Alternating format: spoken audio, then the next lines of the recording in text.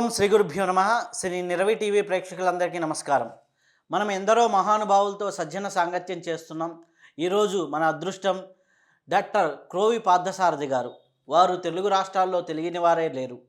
ఆధ్యాత్మిక పరంగా శ్రీ విద్యా సాంప్రదాయంలో ఉన్నవారికి వారు సుపరిచితులు. ఎన్నో పుస్తకాలు రచించి 100కి పైగా పుస్తకాలు రచించినటువంటి మహానుభావులు. ఎన్నో ఆస్థానాలకి, ఎన్నో పీఠాలకి వారు మార్గదర్శకులుగా ఉన్నారు. ఎంతోమంది ఆధ్యాత్మిక గురువులకు కూడా వారు సలహాలు సూచనలు ఇస్తూ ఉంటారు. అంతటి ఉన్నతమైన స్థితిలో ఉంటూ భౌతిక జీవితంలో వారు ఈ యొక్క భౌతిక జీవితంలో వారు ప్రొఫెసర్గా పనిచేసి ఉన్నారు. అలాగే ఆధ్యాత్మికంగా ఎంతో ఉన్నతిగా పూర్ణ దీక్ష పరులుగా ఎంతోమందికి పూర్ణ దీక్ష ఇస్తూ వారు ఆధ్యాత్మిక జీవనం సాగిస్తూ ఉన్నారు. వారితో ఇప్పుడు సజ్జన సాంగత్యం చేసే మహాభాగ్యం మనకు కలిగింది. నమస్కారం గురుగారు. నమస్కారం. మీ అవార్డులు, మీ ఫోటోలు, మీ గురించి చెప్పాలంటే ఒక ఎపిసోడ్ అంతా చెప్పొచ్చు. ఆల్రెడీ ఇంత ముందర చేసిన ఎపిసోడ్లో ఆ పరిచయ కార్యక్రమాలన్నీ మీరు బ్రహ్మసూత్ర భాష్యం కానీ, చతుర్వేద భాష్యం కానీ అన్నిటి గురించి ప్రస్తావన చేశారు. మీరు ఎంతమంది విజయేశ్వరి మాతాగారి దగ్గర నుంచి, గణపతి సత్యానంద స్వామి దగ్గర నుంచి తీసుకున్న అవార్డుల గురించి కానీ, వీటన్నిటి గురించి ప్రస్తావించాలంటే అదే ఒక ఎపిసోడ్ అవుతుంది. కాబట్టి దాంట్లో నుంచి కాకుండా స్ట్రైట్ ఫార్వర్డ్గా సబ్జెక్ట్లోకి వెళ్దాం గురుగారు. ఈ అవకాశం ఇచ్చినందుకు చాలా చాలా కృతజ్ఞతలు. స్వామీజీ, మనకి అందరూ కూడా శ్రీ విద్య అంటుంటారు. అలాగే శ్రీ విద్య అనేది అలాగే ఎలా ప్రారంభం అనేది ఎట్లా, అలాగే స్ట్రైట్ డెఫినేషన్ చెప్పాలి అంటే శ్రీ విద్యకి ఏం చెప్పచ్చు? సో శ్రీ విద్య అంటే ఏమిటి అనే విషయం కావాలి, అంతే కదా. విద్య అంటే ఇది మంత్రశాస్త్రం. ఈ మంత్రశాస్త్రం స్త్రీ దేవతలకు సంబంధించిన మంత్రశాస్త్రము, పురుష దేవతలకు సంబంధించిన మంత్రశాస్త్రము రెండు విడివిడిగా ఉంటాయి. పురుష దేవతలకు సంబంధించింది అయితే దాన్ని మంత్రశాస్త్రము అని అంటారు. అదే స్త్రీ దేవతలకు సంబంధించినటువంటిది అయితే విద్య అని అంటారు. మనకు ఎక్కడైనా విద్య అని కనిపిస్తే ఇది స్త్రీ దేవతలకు సంబంధించింది అనే విషయం మనం గ్యారంటీగా మనకు తెలిసిపోతుంది. ఇప్పుడు దశమహావిద్య అన్న దేవత స్త్రీ దేవత అని తెలిసిపోతుంది అన్నమాట. ఇప్పుడు ఇందులో మనకి స్త్రీ విద్య, స్త్రీ ఒకటి ప్రత్యేకంగా యాడ్ అయింది. ఈ స్త్రీ యాడ్ అయింది అంటే దీని యొక్క ఇదేమిటి అంటే ఉన్నతమైనటువంటి అతి ఉత్కృష్టమైనటువంటి విద్య. ఏమిటి ఆధ్యాత్మిక రంగంలో ఉన్నతమైంది, అతి ఉత్కృష్టమైంది ఏమిటి? మనకి మోక్షం. చతుర్వేద పురుషార్థాల్లోనూ 4వదైనటువంటి మోక్షమే కదా మనకి మానవుడికి కావాల్సింది. అటువంటి మోక్షాన్ని ప్రసాదించే విద్య ఆ దేవత ఎవరైతే ఉన్నారో ఆ దేవత యొక్క మంత్ర యంత్ర తంత్రశాస్త్రాలని కూడా మనకి వివరించి చెప్పేదాన్ని శ్రీ విద్య అని అంటారు. ఈ శ్రీ విద్య అనేది ఇప్పుడు మీరు అడిగినటువంటి దాంట్లో అది ఎలా ప్రారంభమైంది అని కూడా అడిగారు. ఇది ఎలా ప్రారంభమైంది అంటే శివశక్తులు అనే మాట మనం మామూలుగా క్యాజువల్గా చెప్పేస్తూ ఉంటాం. ఇక్కడ ఏమిటి, చాలామంది శివుడు పార్వతీనండి అంటారు. శివశక్తులు అంటే ఇక్కడ శివుడు అంటే మనకి దేవాలయంలో కనిపించేటువంటి ఈశ్వరుడు ఆయన కాదు. ఇక్కడ మనకి ఏమవుతోంది, ఇక్కడ సృష్టి స్థితి లయకారకులు ముగ్గురు విడివిడిగా ఉన్నారు. అందులో లయకారకుడు ఈశ్వరుడు అని చెప్తున్నాం మనం. వేదంలో ఈశ్వరుడు అనేవాడు లేడు, అసలు శివుడు అనేవాడు వేదంలో లేడు. మరి వేదంలో ఉన్నది ఎవరు? రుద్రుడు. ఆ రుద్రుడినే అంటే వేదకాలంలో అయిన రుద్రుడు పురాణకాలం వచ్చేటప్పటికి ఆ రుద్రత్వం, ఆ ఉగ్రస్వరూపాన్ని బాగా తగ్గించేసి ఆయన్నే శివుడు అనే పేరు పెట్టారు. కాబట్టి పురాణ కాలంలోకి వచ్చేప్పటికి ఆ రుద్రుడే ఇక్కడ శివుడిగా మనకు అవతరించాడు. ఆ శివుడే ఇప్పుడు మన దేవాలయాల్లో కనిపిస్తూ ఉన్నటువంటి వాడు. ఈ శివశక్తులు అంటే ఎవరు? శివశక్తులు అంటే పరబ్రహ్మస్వరూపం. పరబ్రహ్మస్వరూపం అంటే స్త్రీ పురుషుల యొక్క కలయిక, సంగమం, రెండు కలిసినటువంటిది. ఆ రెండు కలిసినటువంటి దాంట్లో ఇందులో పురుష శక్తినేమో శివుడు అని, స్త్రీ శక్తినేమో శక్తి అని అంటున్నాం. కాబట్టి శివశక్తులు అంటే పరబ్రహ్మస్వరూపము, అది మనం గుర్తించాల్సింది ముందు. ఒకానొక రోజున ఆ శక్తి ఆవిడనే మనం పరమేశ్వరి అని అంటాం. ఈ పరమేశ్వరి ఆ పరాత్పరుని అడుగుతుంది, దేవదేవ మహాదేవ, నా భక్తులంతా లోకల్లో ఈ అజ్ఞానంలో పడి కూరుకుపోతూ ఉన్నారు, వాళ్ళని ఉద్ధరించేటందుకు ఏదైనా ఒక ఉపాయాన్ని చెప్పవలసింది అని అడుగుతుంది ఆవిడ. అజ్ఞానంలో పడి ఎందుకు కూరుకుపోతూ ఉన్నారు? 64 రకాలైనటువంటి తంత్రాలు ఉన్నాయి. అమ్మవారిని మనం ధ్యానించడానికి, మనం అర్చించడానికి, ఆరాధించడానికి చతుష్షష్టి తంత్రాన్ని మాతృణాం ఉత్తమానిచ 64 రకాలైన తంత్రాలు ఉన్నాయి. ఈ 64 తంత్రాలు కూడా లౌకికమైనటువంటివి. ఎటువంటి మానవుడినైనా సరే లాగేసి ఆ లౌకికంలో ముంచి పారేస్తాయి. అటువంటి గొప్ప తంత్రాలు అవి, సామాన్యమైనటువంటి తంత్రాలు కాదు. అందుకే ఆవిడ అంటుంది, ఈ 64 రకాలైనటువంటి తంత్రాల్లోనూ పడిపోయి నా భక్తులు ఎంత జ్ఞానులైనప్పటికీ కూడా, ఎంత పండితులైనప్పటికీ కూడా అజ్ఞానంలో మునిగిపోతూ ఉన్నారు. వాళ్ళను ఉద్ధరించే ఉపాయం ఏదైనా చెప్పు అని అడిగింది. అప్పుడు ఆ మహాదేవుడు ఈ 64 తంత్రాలు కాకుండా ప్రత్యేకంగా శ్రీ విద్యా తంత్రము అనేది ఒక తంత్రాన్ని చెప్పాడు. అది ఇప్పుడు మనం చెప్పుకోబోయేటటువంటి శ్రీ విద్య. ప్రారంభమైనటువంటి ప్రదేశం ఏది అంటే శివశక్తులు. శివుడు శక్తికి చెప్పాడు. మనం ఇక్కడ గుర్తించాల్సిన విషయం ఏమిటి అంటే, మంత్రశాస్త్రం అంతా కూడా ఈశ్వర ప్రోక్తం. మనం ఎక్కడ చూసినప్పటికీ, ఏ మంత్రం చూసినప్పుడు కూడా శివుడు పార్వతికి చెప్పాడు అంటే, మనం లౌకికమైన భాషలో శివపార్వతులు అని అంటున్నాం అంతే, శివశక్తులు. ఆ శివుడు శక్తికి చెప్పాడు, శివుడు పార్వతీదేవికి చెప్పాడు, ఏ మంత్రమైనా సరే. అలా వచ్చినటువంటిది మొట్టమొదటిగా ఈ శ్రీ విద్య. ఇప్పుడు ఆ ఈశ్వరుడి దగ్గర నుంచి ఈ విద్యని ఆవిడ ఉపదేశం పొంది, ఆవిడ కొంతకాలం ఆ విద్యను ఉపాసించి, త్రిమూర్తుల్లోనూ ముఖ్యమైనటువంటి వాళ్ళు ఉమామహేశ్వరులు. కాబట్టి ముందు ఉమామహేశ్వరులకి చెప్పింది. వాళ్ళు లక్ష్మీనారాయణులకి, వాళ్ళు వాణి హిరణ్యగర్భులకి, ఆ వాణి హిరణ్యగర్భులు ఇంద్రుడు, శచీదేవి ఇత్యాది దేవతలకి అందరికీ కూడా చెప్పారు. ఇలా దేవతలంతా కూడా ఈ శ్రీ విద్యను ఉపాసించి అక్కడ తరించినటువంటి వాళ్ళై వాళ్ళు సిద్ధులకి చెప్పారు. సిద్ధులు అంటే సనక, సనందన, సనత్కుమార, సనుచి, ఇంకా చాలామంది ఉన్నారు కదా, ఈ సిద్ధ గణానికి చెప్పారు. ఈ గణం అంతా సిద్ధులంతా ఉపాసించి ఆ తదుపరి వర్గం ఏమిటి అంటే మానవులకి చెప్పారు. మానవుల్లో మొట్టమొదటి ఎవరికి చెప్పారు? వశిష్ఠుడికి చెప్పారు అని అంటాను. వశిష్ఠుడు అనేది కేవలం ఒక మనిషిని గుర్తించడానికి మాత్రమే మనం చెప్తున్నాం, కానీ వశిష్ఠుడు ఒక్కడికే కాదు చెప్పింది. ఇక్కడ మునీశ్వరులు, ఋషీశ్వరులు, మన సప్తఋషులు 7 ఉన్నారు. వాళ్ళు 7 గొప్పవాళ్ళే. అందులో వశిష్ఠుడినే మనం ఎందుకు చెప్తున్నాము అంటే, మీకు బాగా తెలుసు, పురోహితులందరిలోకి శ్రేష్ఠుడు వశిష్ఠుడు. వేదమంత్రాలు దర్శించినట్టు వాళ్ళల్లో శ్రేష్ఠుడు వశిష్ఠుడు. అందరిలోకి ఋషీశ్వరులోకి శ్రేష్ఠుడు వశిష్ఠుడు. ఎవరికి ఎందులో చూసినప్పటికీ వశిష్ఠుడే శ్రేష్టమైనటువంటి వాడు. అందుకని వశిష్ఠుడి పేరు చెప్తున్నాం మనం. ఇప్పుడు వాళ్ళు వశిష్ఠుడికి చెప్పారు అంటే ఋషులకి చెప్పారు. ఈ వశిష్ఠుడి నుంచి ఆయన కుమారుడైనటువంటి శక్తి నుంచి పరాశరుడి నుంచి వ్యాసుడి నుంచి శుకుడికి పిల్లలు లేరు. అందుకని శుకుడి నుంచి గౌడపాదుడి నుంచి ఆయన శిష్యుడైన గోవిందపాదుడి దగ్గర నుంచి శంకర భగవత్పాదుల వారు, ఆయన దగ్గర నుంచి ఆయన శిష్యులు ఉన్నారు కదా 4, ఇది హస్తామలకుడు, తోటకాచార్యుడు, పద్మపాదుడు, ఈ 4కి కూడా ఆ విద్య వచ్చింది. అక్కడి నుంచి గురు పరంపరగా మనం చెప్పుకుంటున్నటువంటి, అంటే మనకి మంత్రం చెప్పినటువంటి గురువు గారు ఎవరైతే ఉన్నారో ఆ గురువు దాకా ఈ విద్య అనేది వచ్చింది. అందుకే మనం ఈ శ్రీ విద్యను ప్రారంభం చేసేటప్పుడు ఆదినాథ సమారంభం శంకరాచార్య మధ్యమం అస్మదాచార్య పర్యంతం వందే గురు పరంపరాం. ఆదినాథుడు అంటే ఇందాక మనం చెప్పుకున్నటువంటి శివుడు, అంటే పరమేశ్వర స్వరూపం దగ్గర నుంచి ఆ దేవతల ఈ విద్య, వీళ్ళందరూ ఈ ఉపాసన చేసినటువంటి వాళ్ళందరినీ మనం 3 సమూహాలుగా విభజిస్తున్నాం. ఒకటి దేవతా సమూహము, రెండోది సిద్ధుల సమూహము, మూడోది మానవుల సమూహం. ఓఘము అంటే సమూహము అని అర్థం. అందుకే మనం దివ్యౌఘము, సిద్ధౌఘము, మానవౌఘము అని అంటాం.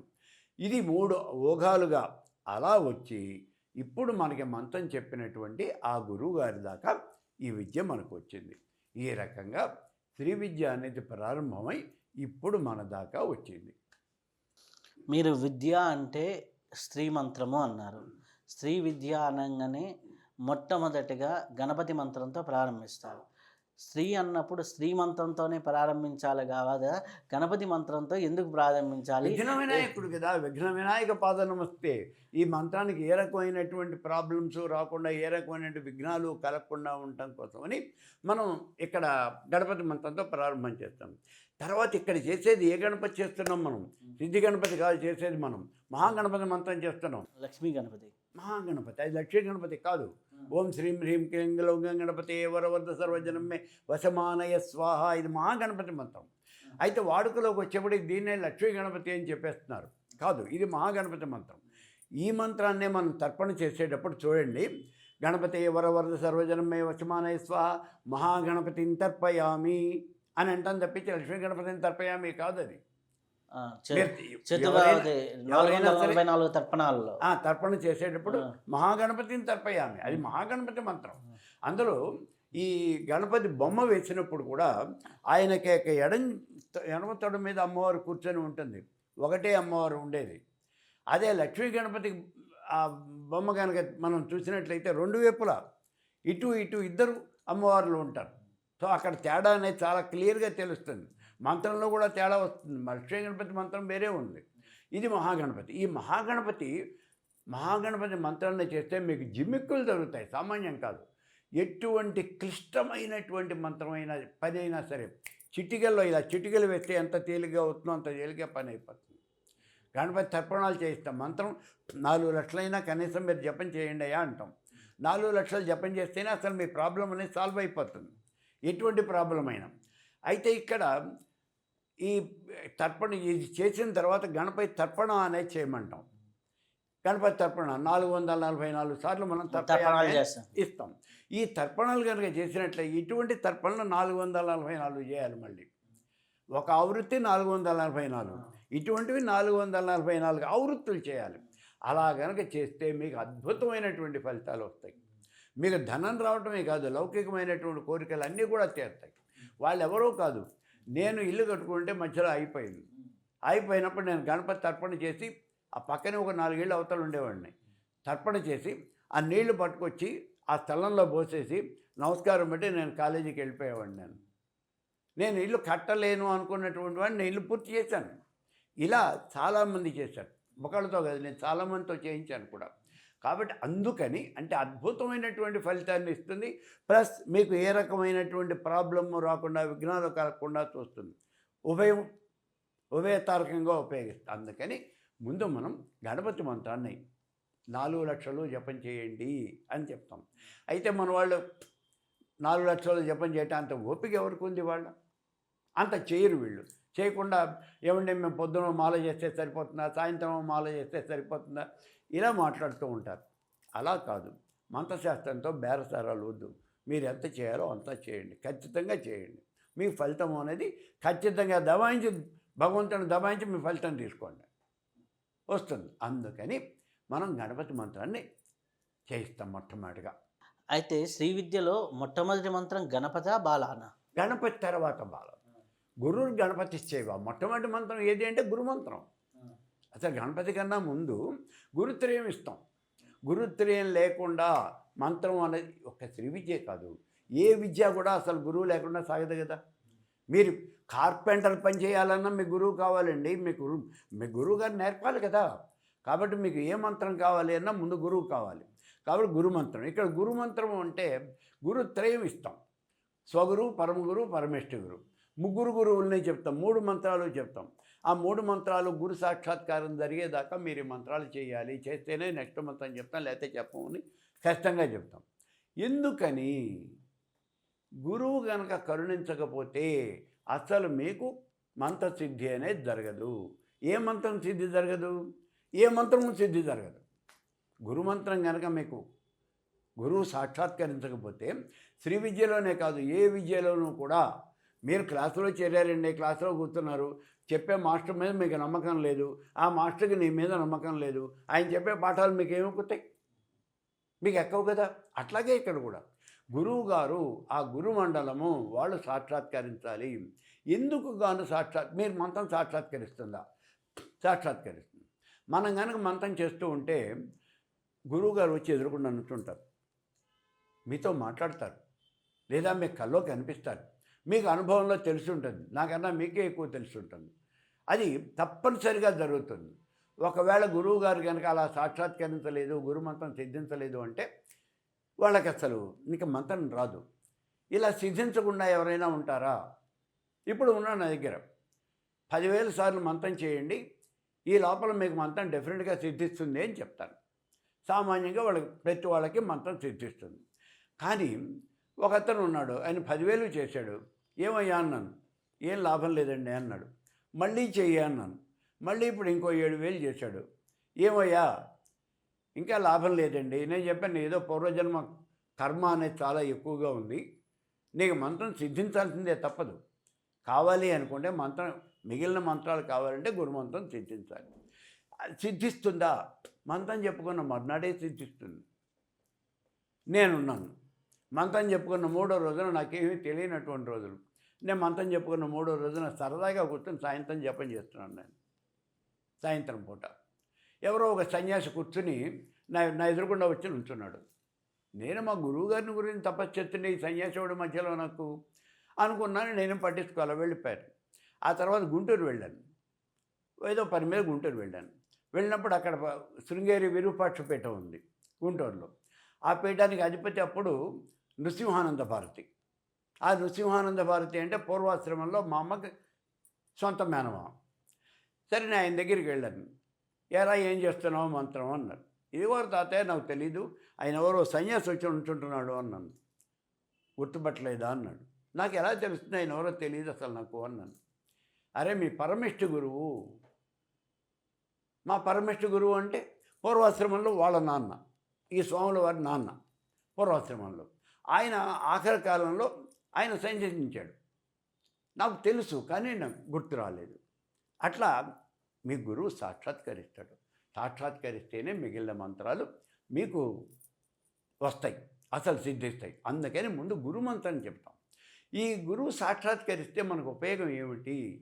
నీకు ఏ రకమైనటువంటి అనుమానం వచ్చినప్పటికీ కూడా, సందేహాలు వచ్చినప్పటికీ ఆ గురువు గారే ఈ సందేహాలు తీరుస్తారు. ఆ గురువు గారు తీరుస్తారు. అంటే గురువు గారే వచ్చి తీరుస్తారా? మనకు అనుమానం వస్తే మాస్టరే కదా చెప్పాల్సింది. ఆ గురువు గారు మీకు అవైలబుల్గా లేకపోవచ్చు. ఇప్పుడు ఆయన ఉండకపోవచ్చు, లేదా దూరాలు ఉండొచ్చు, లేదా కాలం చేసి ఉండొచ్చు, ఏమైనా అయి ఉండొచ్చు. ఇలాంటప్పుడు ఎవరు తీరుస్తారు? ఆ గురుమండలంలో ఉన్నటువంటి వాళ్ళు ఎవరైనా తీరుస్తారు. గురుమండలంలో ఎవరున్నారు, ఎంతమంది ఉన్నారు? ఆదినాథుడి దగ్గర నుంచి ఇప్పటిదాకా ఎన్ని లక్షల కోట్ల మంది ఉన్నారో తెలియదు. వీళ్ళంతా ఎవరు అంటే జీవన్ముక్త చరంతైతే త్రిశ్లోకేశ సర్వదా. జీవన్ముక్తులైనటువంటి వాళ్ళు అలా తిరుగుతూ ఉంటారు. ఆ తిరుగుతూ ఉన్న వాళ్ళ పని ఏమిటి అంటే, మనకి తెలిసినటువంటి వాడు, మన సంప్రదాయంలో ఉన్నటువంటి వాడు ఎవరైనా ఒక సమర్థుడైనటువంటి వాడు దొరక్కపోతాడా అని అలా వెతుకుతూ ఉంటారు. ఆకాశంలో తిరుగుతూ ఉన్నటువంటి గ్రద్ద కింద కోడి పిల్లని ఎలా అయితే వెతుకుతుందో అలా వాళ్ళు వెతుకుతూ ఉంటారు. ఎవరైనా ఈ సమర్థుడైనటువంటి వాడు కనుక కనిపించినట్లయితే అమాంతం వచ్చి వాడిని ఆవహిస్తారు. వాడిని ఎత్తుకుపోరు, వాడిని ఏం చేయరు, వాడిని ఆవేశిస్తారు. ఆవేశం అంటే వాళ్ళ యొక్క శక్తిని వీళ్ళలోకి పంపిస్తారు. దానివల్ల ఏం జరుగుతుంది? అద్భుతాలు జరుగుతాయి. దానివల్ల ఏం జరుగుతుంది అంటే, వీడు ఏమీ తెలియనటువంటి వ్యక్తి కావచ్చు, కానీ వాడు అద్భుతాలు చేస్తాడు. మూకం కరోతు వాచాలం పంగుల్లంఘైతే గిరిమెత్కృపదామహం వందే. వాడు మూగవాడితో కూడా వాళ్ళు మాట్లాడించడం ఏంటి, అసలు పద్యాలు చెప్పించేస్తారు. కుంటివాడితో కొండల నుంచి దూకిస్తారు. ఇది జరుగుతుందా? జరుగుతుంది, ఖచ్చితంగా జరుగుతుంది. అంత నమ్మకం నాకే ఉంది. ఎందుకని అంటే ఇది నేను వృత్తిరీత్యా కామర్స్ వాడిని. నాకు తెలుగులో నా పేరు రాసుకోవడం కూడా నువ్వు చేత కాదు. కానీ ఇందాక మీరు చెప్పారు, మీరు 100 పుస్తకాలు పైన రాశారు అని. నిజమే, మరి 100 పుస్తకాలు నేను రాశాను. ఇదంతా ఎవరిది? నా సొంతం కాదు, గురువు లేక కృప. అందుకని ముందు గురు మంత్రం చెప్తాం, ఆ తర్వాతే గణపతి మంత్రం. అయితే నీకు ఇక్కడ ఒక ధర్మ సందేహం చెప్పండి. గురు మంత్రం తీసుకున్నా, గురుత్రయం చెప్పారు, ఓకే బాగానే ఉంది. గురుత్రయాన్ని ప్రార్థన చేశాం, మీరేదో ఒక ఉపాసన ఇచ్చారు, అయిపోయింది. ఒక గురువు గారి దగ్గర ఒక ఉపాసన తీసుకున్నా, చేశారు. కాలగర్భంలో ఆ గురువు వెళ్ళిపోయారు. ఇంకొక మంత్రం ఇంకొక గురువు దగ్గర నుంచి తీసుకున్నారు, వాళ్ళ గురుత్రయం చెప్పారు. ఇంకొక గురువు దగ్గర వాళ్ళు ఒక గురుత్రయం. ఇట్లా ఒక 5గురు దగ్గర 5 మంత్రాలు తీసుకున్నప్పుడు 5 గురుత్రయాలు వచ్చినాయి. నేను ఏ గురుత్రయాన్ని పట్టుకోవాలి? ఏ గురుత్రయం నాకు కనెక్టివిటీ? ఈ 5 గురుత్రయాలు నాకు కనెక్టివిటీనా? ఏ గురుత్రయం అసలకి లింక్ అవ్వాలి? అసలకి ఒక్కోసారి ఈ గురువు చెప్పుకోవాలా? ఒకటేమో నాద సాంప్రదాయం ఉంటుంది, ఇంకోటి గిరి సాంప్రదాయం ఉంటుంది, ఇంకోటి భారతీయ సాంప్రదాయం ఉంటుంది, ఇంకోటి సరస్వతి సాంప్రదాయం ఉంటుంది. ఏ సాంప్రదాయంలో నేను శిష్యుడిని చెప్పుకోవాలి? అలాగే ఏ గురుత్రయానికి నేను వారసుడిని? అలాగే ఏమని చెప్పుకోవాలి? మీకు నిజంగా హ్యాట్స్ ఆఫ్. ఎందుకంటే ఇంత పెద్ద ప్రశ్న వేసినటువంటి వాళ్ళు ఇంతవరకు నన్ను ఎవరూ లేరు. చాలా గొప్పదైనటువంటి ప్రశ్న వేశారు. ఇక్కడ సంప్రదాయం మారినప్పుడల్లా అంటే మీరు ఒక చిన్న ఎగ్జాంపుల్, మీ ఇంటి దగ్గర స్కూల్లో మీరు 5వ క్లాస్ చదివారు, 6వ క్లాస్ కూడా అక్కడే కంటిన్యూ చేయాలి. కానీ మీ ఫాదర్కి అక్కడి నుంచి ట్రాన్స్ఫర్ అయిపోయింది, ఇంకో చోటికి వెళ్ళిపోయారు. కాబట్టి మీరు స్కూల్ కూడా మారాలి. ఇప్పుడు ఈ స్కూల్ నుంచి ఆ స్కూల్లోకి మారాలి అంటే ఏం చేస్తారు? ఇక్కడ టీసీ తీసుకుంటారు.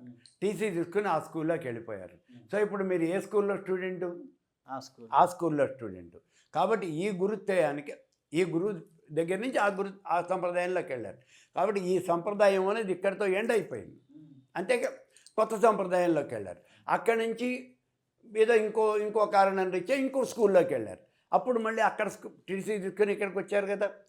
కాబట్టి ఇక్కడ ఈ సంప్రదాయం ఇక్కడికి ఇచ్చారు, ఆ స్కూల్ పోయింది. అట్లా మీరు మా సంప్రదాయం మారినప్పుడు ఆ గురువును మన ఇష్టం వచ్చినట్టు అసలు మార్చడానికి వీలు లేదు అనే విషయాన్ని మనం గుర్తించాలి. గురువును మార్చకూడదు. ఆ గురువు గారు ముందే మనం గురువుని సరిగా వెతుక్కుని ఆయన మనకి సూటబులా, మనం ఆయనకి సూటబులా కాదా అనేది కనీసం 1 సంవత్సరం అన్న పరీక్ష చేసి ఆ తర్వాత మీరు మంత్రం తీసుకోవాలి, మీకు కూడా ఆయన మంత్రం చెప్పాలి అనే విషయం చెప్తాను గురువు గురించి చెప్పేటప్పుడు. మరి ఈ పరిస్థితిలో మీరు గురువు గారు ఆయన కాలం చేశారు, ఇంకో చోటికి వెళ్ళారు. వెళ్ళినప్పుడు మీరు గురుత్రయంతో సహా మీ సంప్రదాయాన్ని మార్చుకుని వాళ్ళ సంప్రదాయంలోకి మారాలి.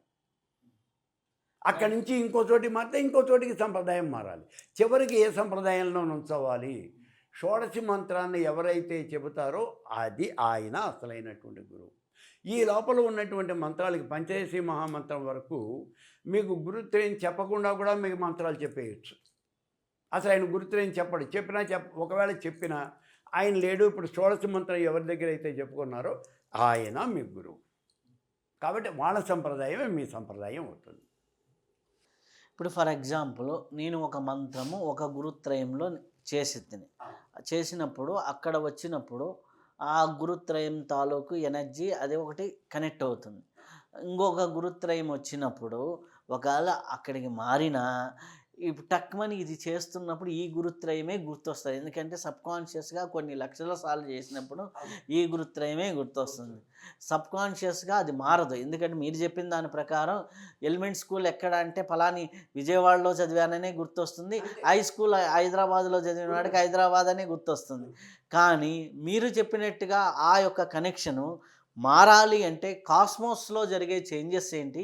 ఈ గురువు ఆ గురువుకు దత్తత ఇస్తాడా? దానికి ఏమన్నా మంత్రపరమైనటువంటి ప్రాసెస్ ఉంటుందా?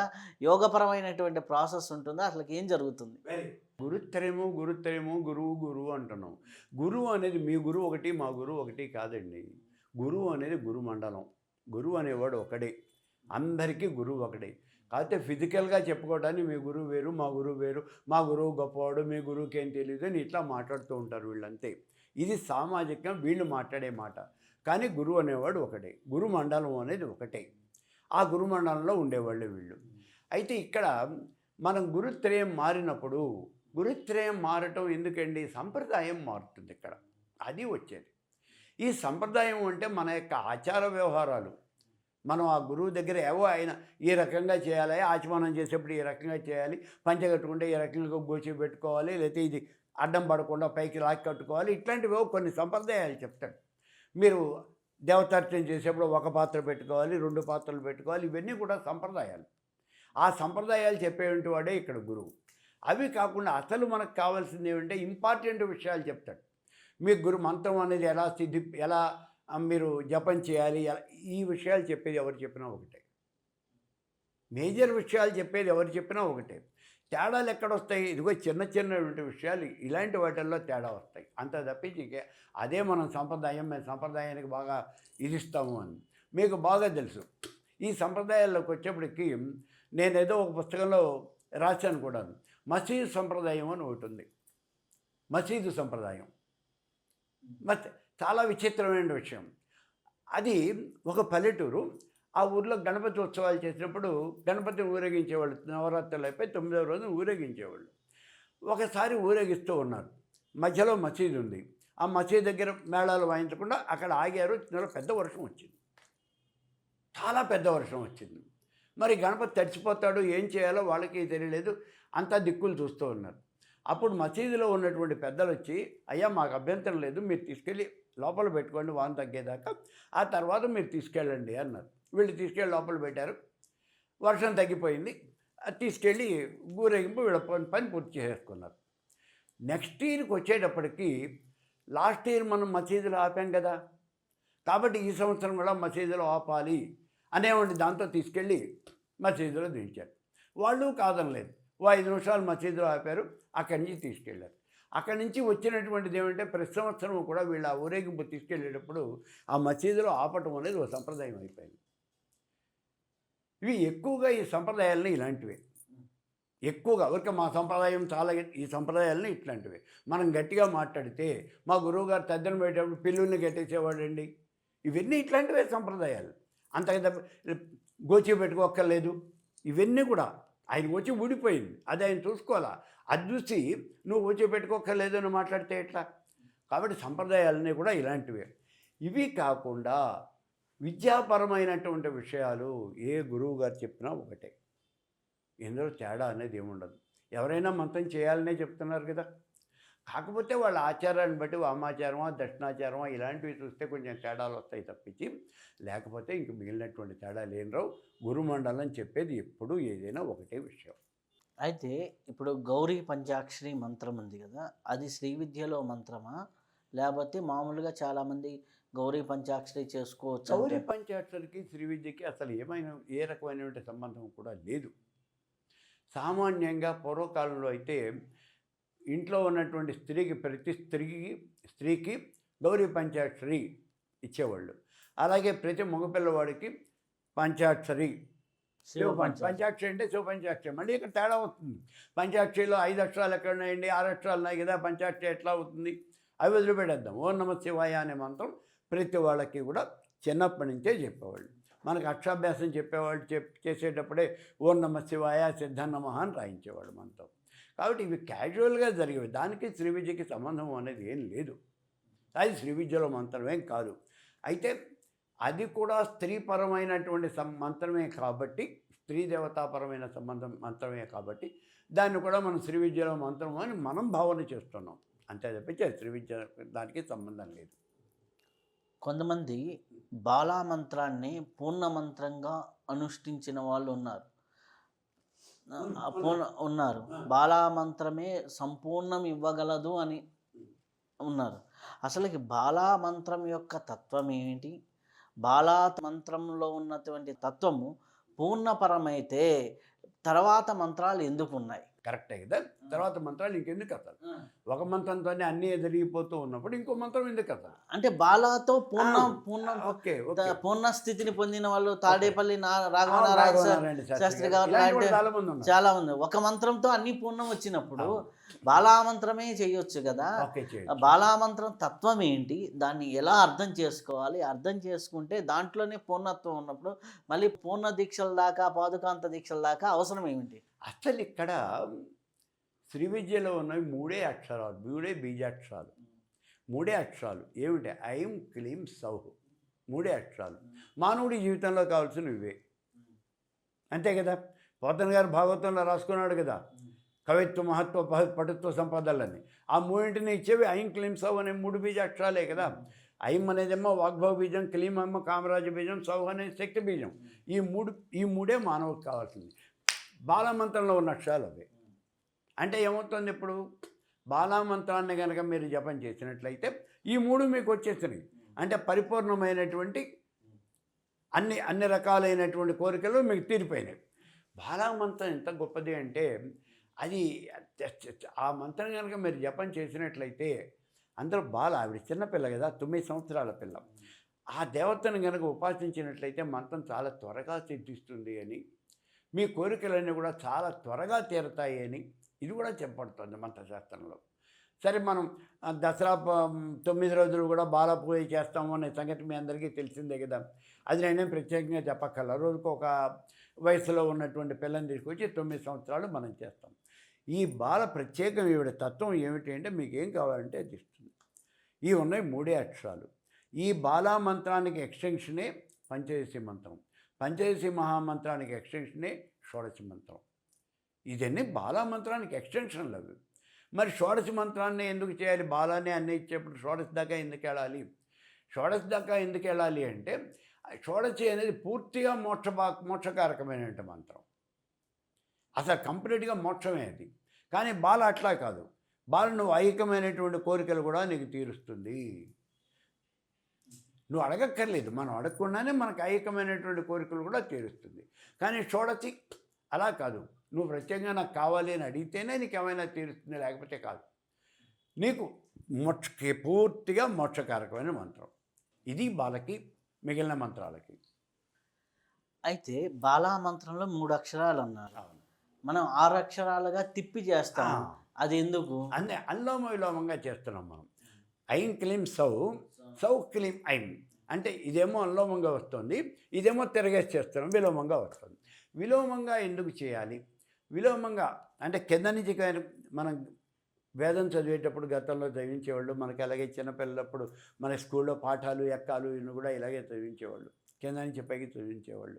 ఇలా ఎందుకు చదివించేవాళ్ళు అంటే దాని మీద మనం గట్టిగా పట్టుంటానికి.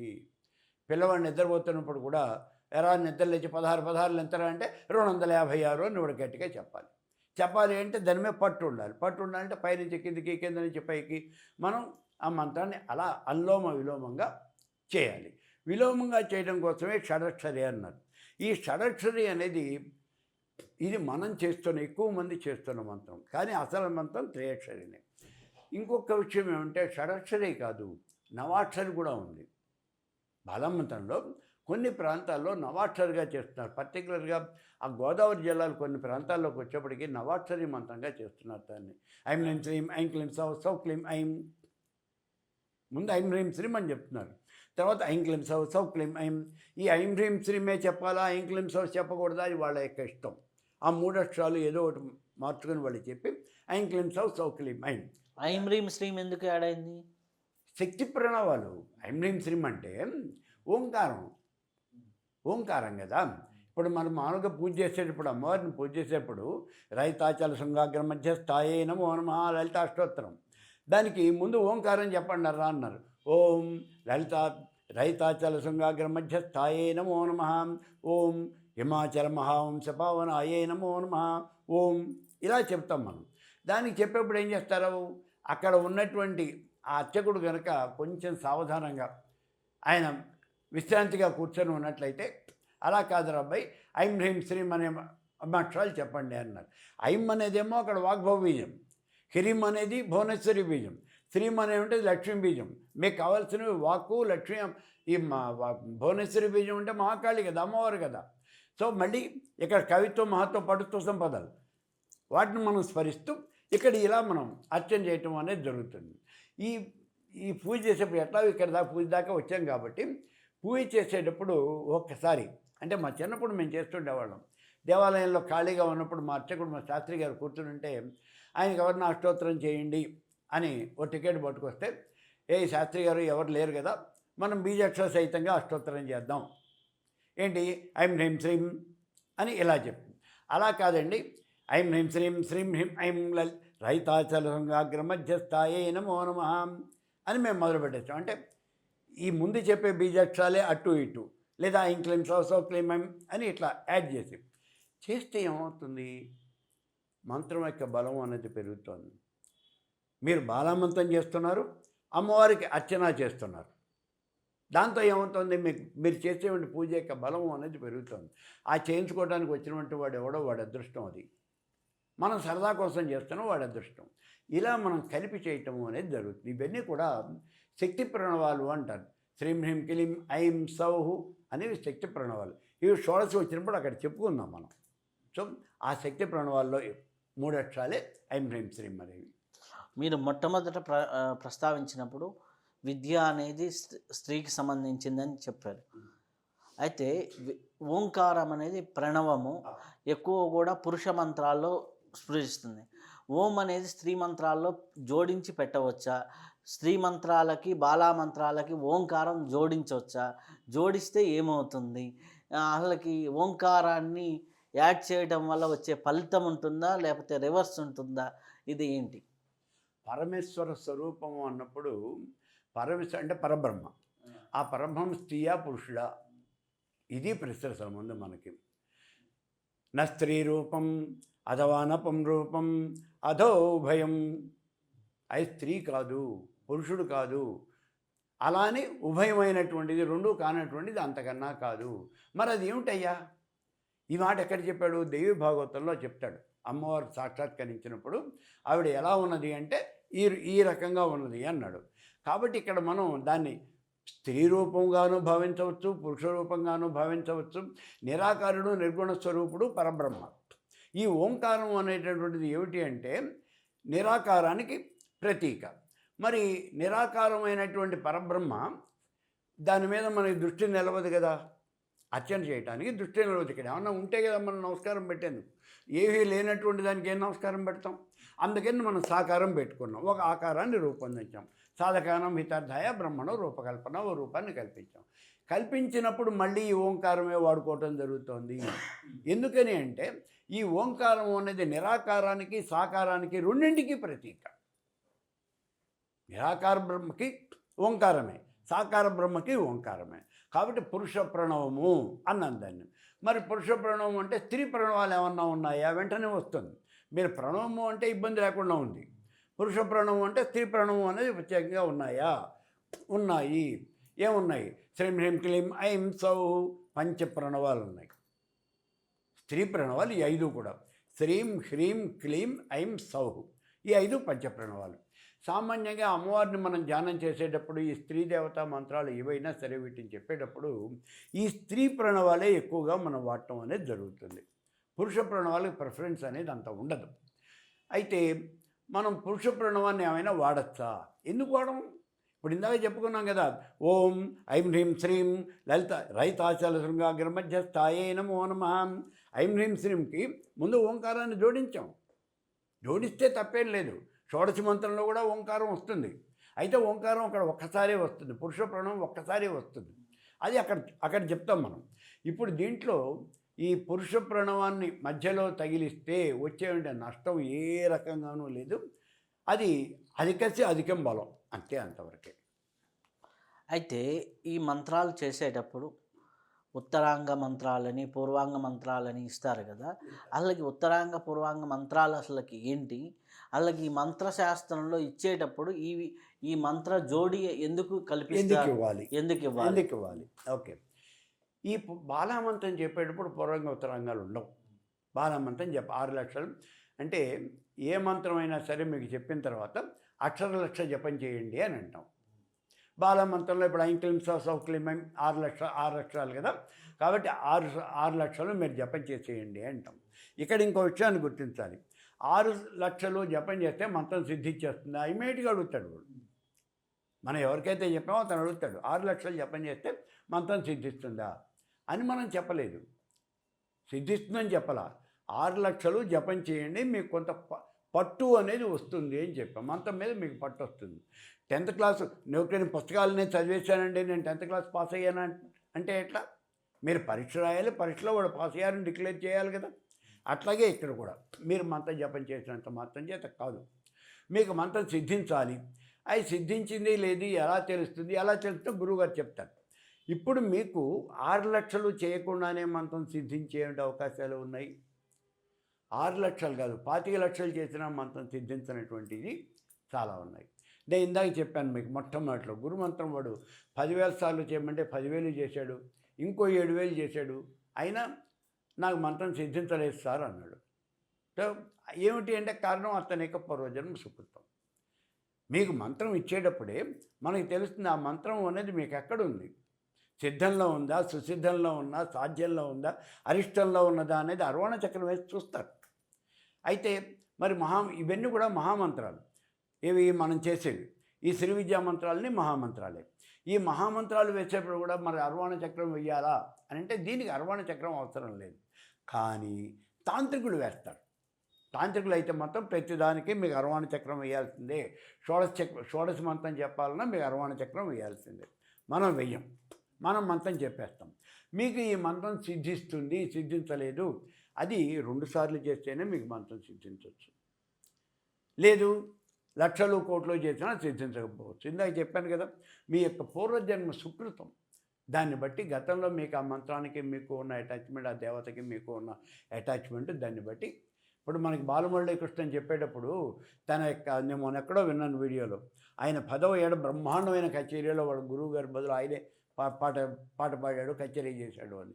మరి 10వ ఏట పాట కచేరీ చేయటం అనేది సామాన్యమైన విషయం కాదు కదా. అవన్నీ పరాప్తుల సుకృతం. అలాంటి వాళ్ళు చాలామంది ఉన్నారు.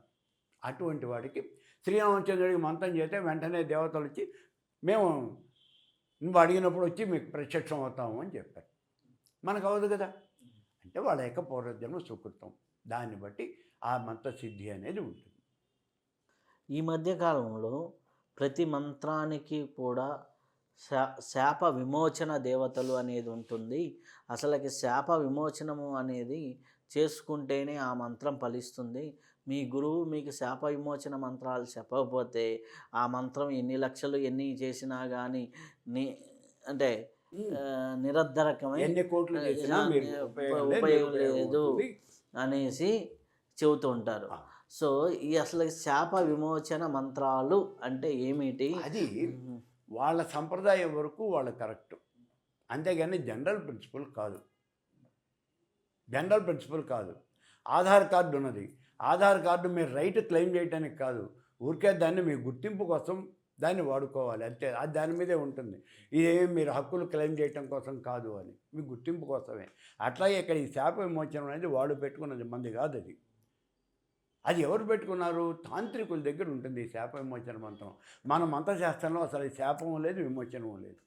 మొన్న ఎవరో చెప్పారు గాయత్రి మంత్రానికి కూడా శాప విమోచనం ఉంది అన్నారు. శ్రీ విద్యకు కూడా శాప విమోచన మంత్రం ఉన్నదండి. అది చేయకుండా మీరు శ్రీ విద్యా మంత్రాలు కనుక చేస్తే మీ ఇంట్లో ఎవరో చచ్చిపోతారు. ఇవన్నీ తెలిసి తెలియనటువంటి వాళ్ళు ఏదో పిచ్చి మాటలు మాట్లాడుతూ ఉంటారు.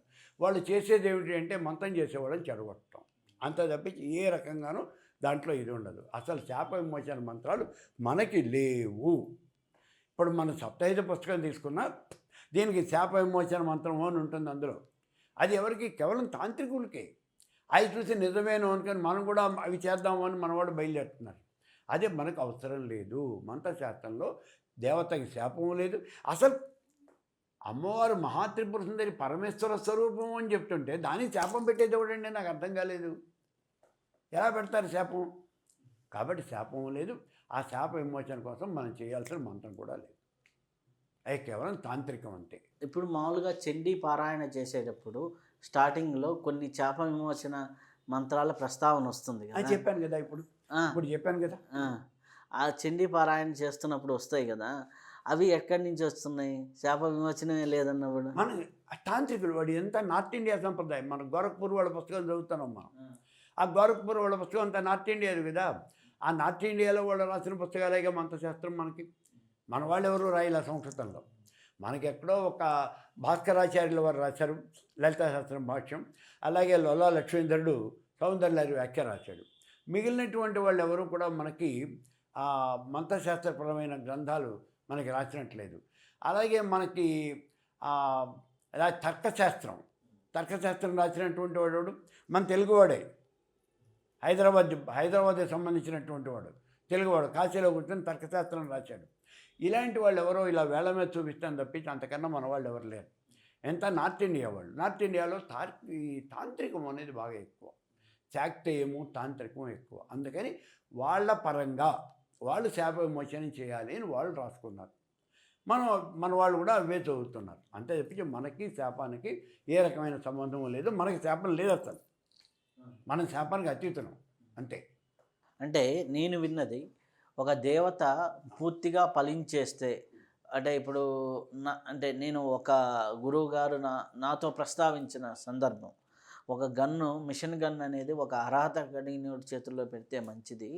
అర్హత లేని వాడి చేతుల్లో పెడితే ఎంతోమందిని ఇది అవును. చేస్తాడు, అవును. పిచ్చిగా కాల్చేస్తాడు. కాల్చేస్తాడు. అవును. అలానే ఒక దేవత ఒకరికి ఫలిస్తే వాడికి ఎన్నో అద్భుతాలు జరుగుతాయి, మంచులు జరుగుతాయి, చెడులు జరుగుతాయి.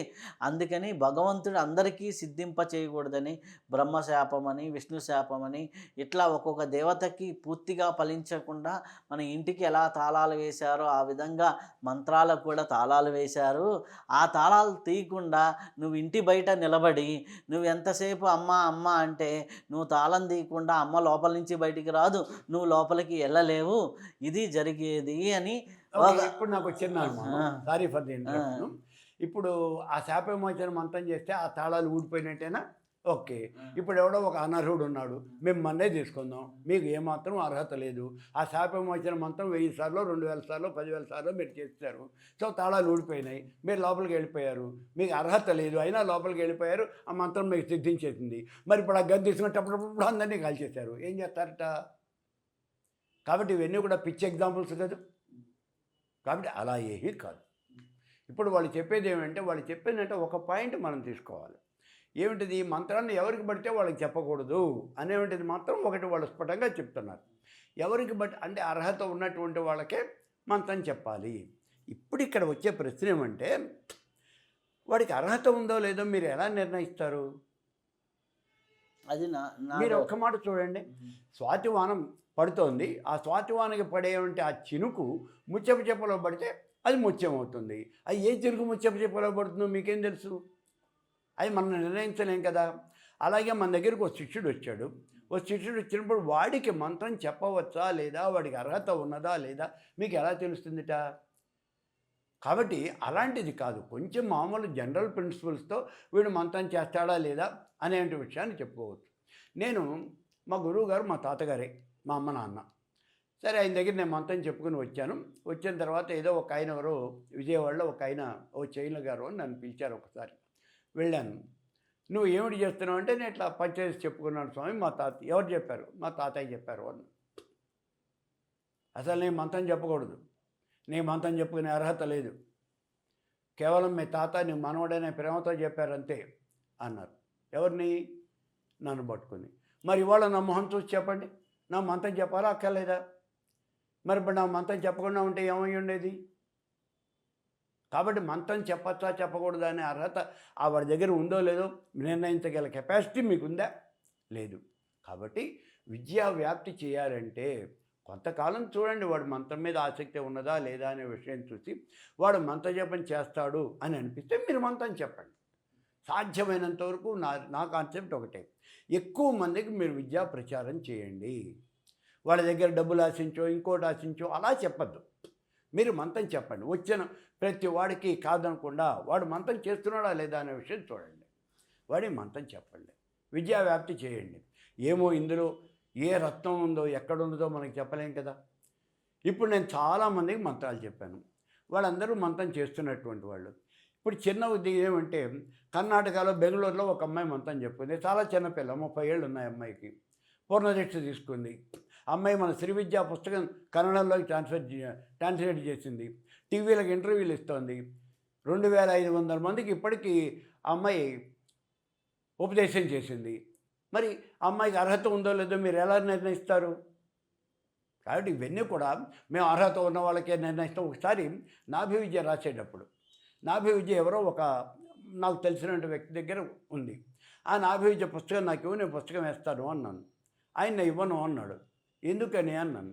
అంటే ఇది అర్హత లేనటువంటి వాళ్ళ చేతుల్లోకి వెళ్ళిపోతుంది కదా, అందుకని మా గురువుగారు ఇవ్వద్దు అన్నాడు. నిజమే, నేను ఒప్పుకుంటాను. నీకేం అర్హత ఉందని మీ గురువుగారు ఇచ్చాడు అని అడిగాను. నీకేం అర్హత ఉంది? నీలాంటి వాళ్ళే చాలామంది ఉన్నారుగా దేశంలో. కాబట్టి ఇవన్నీ కాదు, వాడు డైలీ మంత్రం చేస్తున్నాడా లేదా, దేవత మీద మంత్రం మీద ఆసక్తి ఉన్నదా లేదా, అది ఒక్కటి చూడండి. వాడి మంత్రం ఇచ్చేయండి, విద్యావ్యాప్తి అనేది చేయండి. అంతే తప్పించి ఏదో శాపం ఉంది, కోపం ఉంది, ఇవన్నీ నేను పోగొడతాను, ఇవన్నీ ఒట్టి మాటలు.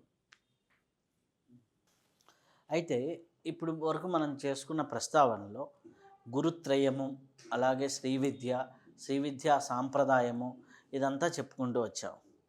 కానీ ఇవి ఏమీ లేకుండా ఎక్కడో ధ్వని రూపేణనో లేకపోతే ఎక్కడో పట్టుకొని ఆ మంత్రాన్ని సిద్ధింప చేసుకున్న వాళ్ళు ఉన్నారు. వాళ్ళకి మంత్రము ఇచ్చినవాడు తెలియదు, ఇది మంత్ర దేవత తెలియదు, ఎందుకో తెలియదు. అంటే ఎందుకు దీన్ని ఎగ్జాంపుల్గా చెప్పాను, నాకు నిత్యం నా దగ్గరికి జాతకాలకు నాకు తెలుసు. వస్తూ ఉంటారు కాబట్టి వాళ్ళల్లో ఒక అమ్మాయి వచ్చింది. ఎందుకో స్వామి నాకు ఇది ఒకసారి స్వప్నంలో వినిపించింది, నేను అప్పటి నుంచి ఇది చేస్తున్నప్పటి నుంచి నాకు ఈ కుటుంబ పరిస్థితి, అమ్మాయి పెళ్ళి కాక ముందర నుంచి ఉంది, నాకు మంచి భర్త వచ్చాడు, మంచి పిల్లలు వచ్చారు, మంచి వచ్చారు, అదంతా బాగుంది, నేను హాయిగా ఉంటున్నాను, సంతోషంగా ఉంటున్నాను, కాబట్టి నేను ఇది 15-20 సంవత్సరాల నుంచి నేను చేస్తూ ఉన్నాను. కాకపోతే ఇప్పుడు వచ్చిన సందేశం వింటే ఊరకే ఒక గురుగారి దగ్గర పోయి ఇది ఊరక ఇట్లా చేస్తున్నాను స్వామి అంటే దానికి అంగన్యాస కరన్యాసాలు లేకుండా నువ్వు చేస్తే పాపము, గురువు ఇవ్వకపోతే పాపము, ఇది మహాపాపము అని చెప్పి నన్ను ఇబ్బంది పెట్టాడు. అది నేను ఆపినప్పుడల్లా నాకు కొన్ని ఇబ్బందులు వస్తున్నాయి. ఇది నేను స్వప్నంలో నాకు కనిపించింది, వినిపించింది, నేను చేస్తున్నాను, చేసినప్పటి నుంచి హాయిగా ఉంది, నాకు గురు పరంపర తెలియదు, అంగన్యాస కరన్యాసాలు తెలియదు, ఏమీ తెలియదు, అది నాకు కనిపించింది, నేను చేస్తున్నాను, అది తప్ప కరెక్టా అని అడిగింది. ఇది దీనికి మీరు ఇచ్చే సమాధానం? స్వప్నంలో మంత్ర దర్శనం కావటం, ఆ మంత్రాన్ని ఉపాసన చేయటం, ఇలాంటి వాళ్ళు నా దగ్గర కూడా చాలామంది వచ్చారు. నాకు వాళ్ళు తెలుసు. ఇప్పుడు మనకి కాజీపేట దగ్గర వరంగల్ కదా, ఆ వరంగల్లో ఒక ఆయన ఉన్నారు. వరంగల్, కాజీపేట ఆ ప్రాంతాల్లో ఒక ఆయన ఉన్నారు. ఆయన షోడశ మంత్రాన్ని ఆయన చాలామందికి పూర్ణదర్శి ఇచ్చేస్తున్నారు, చాలామందికి ఇస్తారు.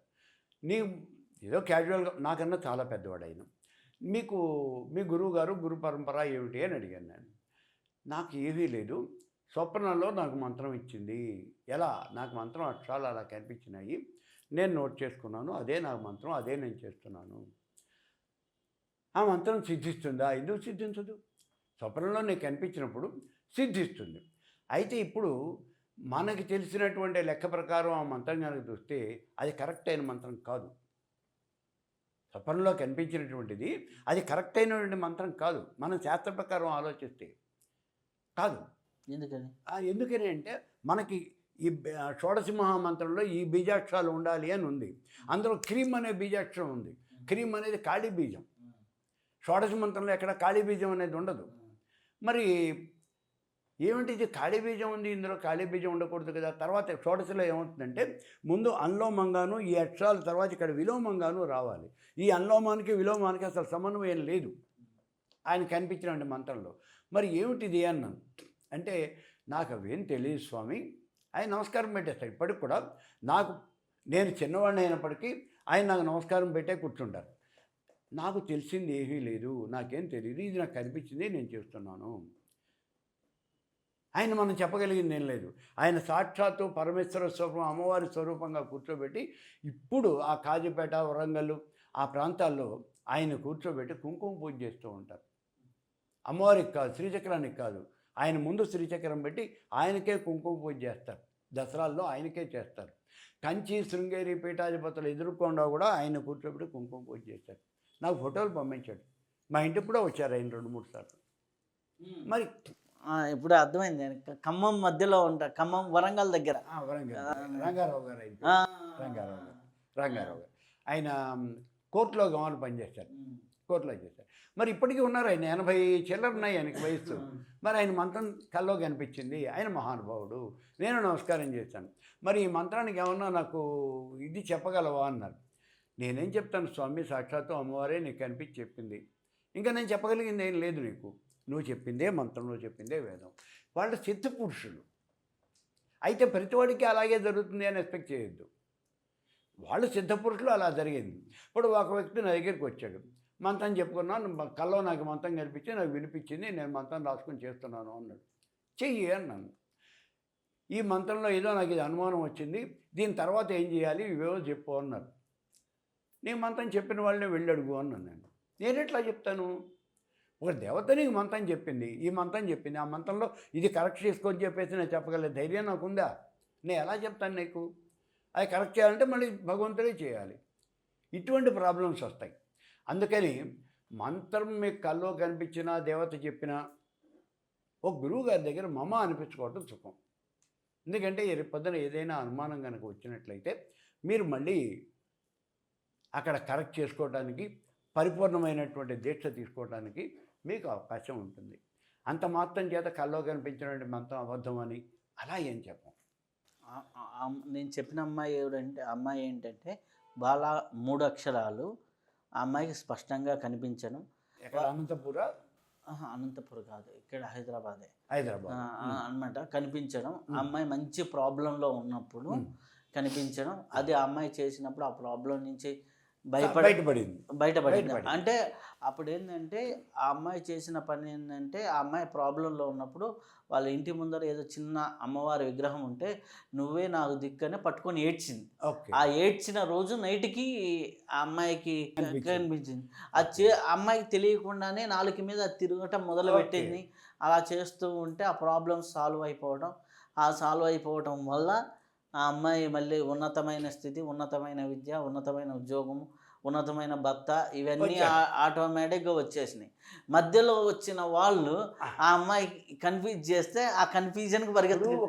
ఇక్కడ ఒక మాట అవుతుంది. మధ్యలో వచ్చినటువంటి వాడికి తెలిసిన విషయం చెప్పాడు. ఇప్పుడు ఐం క్లీం సౌ అనేదే బాలామంత్రం అనే విషయం వాడికి తెలుసు. కానీ ఈ బాలామంత్రంలో ఈ 3 అక్షరాలే కాదు, బోల్డ్ రకాలైనటువంటి మంత్రాలు ఉన్నాయి అనే సంగతి ఆయనకి తెలియదు.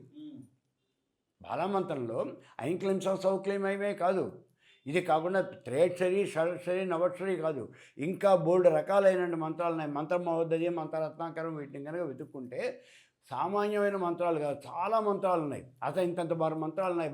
మాల మంత్రం ఉంది, బాల హృదయం ఉంది, ఇవన్నీ కూడా మంత్రాలే. మరి అమ్మాయికి కనిపించింది మంత్రం కాదు అని చెప్పడానికి ఈయనకి అంత నాలెడ్జ్ లేదు. ఈయనకున్న పరిధిలో అది మంత్రం కాదు, అది నువ్వు చేయకూడదు అని చెప్పాడు. చేసిన తప్పే ఉంటే ఈ అమ్మాయి అతని దగ్గరికి వెళ్ళకూడదు.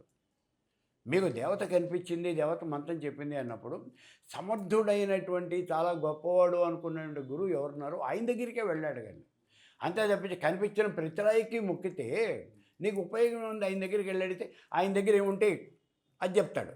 కాబట్టి అది కాదు, ఆ అమ్మాయి చేసింది తప్పు, అతన్ని అప్రోచ్ కాకూడదు. అది గురుగారు, ఇప్పుడు దర్శన మంత్రాలు, గురు మంత్రాలు, సిద్ధపురుషుల మంత్రాలు, యాదృచ్ఛికంగా బయటపడ్డ మంత్రాలు, ఇలాంటి గురుత్రయము, అంగన్యాస కరన్యాసాలు లేకుండా జరుగుతుంటాయి. అట్లాంటప్పుడు వాళ్ళ సాధనలో ముందుకు వెళ్తూ ఉంటారు. అయితే నిజంగా ఒక మంత్ర దీక్ష తీసుకొని చేయాలంటే ఎట్లా సూచనప్రాయంగా మీరు చెప్తే దాన్ని బట్టి, అంటే ఒక విధంగా, అంటే ఒక ప్రాసెస్లో వెళ్ళాలి అనుకున్న వాళ్ళకి ఒక గైడ్లైన్స్గా ఎలా వెళ్తే బాగుంటుంది అంటారు? ఇక్కడ ఒక్క విషయం ఆలోచించాలి. న్యాసం చెప్పే మంత్రం చెప్పాలా, న్యాసం చెప్పకుండా మంత్రం చెప్పకూడదా, చేయకూడదా? మాకెవరో న్యాసం చెప్పకుండా మంత్రం ఇచ్చారు, మరి మేము చేస్తున్నాము, ఇది చేయొచ్చా చేయకూడదా?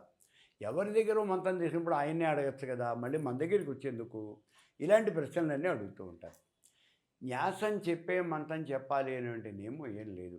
అది ఎవరికి? సామాన్యమైన ఈ మొట్టమొదటి లెవెల్లో ఉంటుంది చూడండి, అలాంటి వాళ్ళకి నియమాలు, నిష్టలు అన్నీ కూడా కావాలి. మహాపురుషులు ఉన్నారు, ఋషీశ్వరులు, మునీశ్వరులు, ఇదివరకు అరణ్యాల్లో నివసించేవాళ్ళు.